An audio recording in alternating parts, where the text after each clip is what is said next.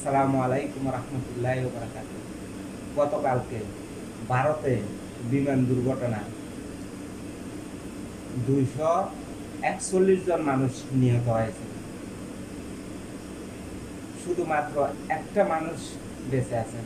আসলে এই দুর্ঘটনাটা কেন ঘটেছে এখনো তদন্ত শেষ হয় নাই। তদন্ত শেষ হলে বোঝা যাবে এই দুর্ঘটনার কারণ কি। অনেকগুলা মানুষের জীবন চলে গেছে, অনেকগুলা ফ্যামিলি আজকে সুখে কাতর, আজকে আত্মীয় স্বজন হারিয়ে তারা দিশেহারা। তো আমরা সকলেই তাদের জন্য দোয়া করব, তাদের রুহের আত্মার মাগফিরাত কামনা করে।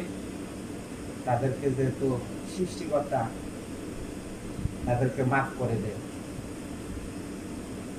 আসলে এরকম ভয়াবহ দুর্ঘটনা থেকে মানুষ বেঁচে ফিরা অনেক একটা চ্যালেঞ্জ হয়ে যায়, কারণ বিমান দুর্ঘটনা মানুষ বেঁচে ফিরতে পারে না। একজন মানুষ শুধু বেঁচে ফিরেছে, আমরা গণমাধ্যমে দেখেছি। আমরা কখনো প্রত্যাশা করি না এভাবে বিমান দুর্ঘটনা মানুষ নিহত হোক।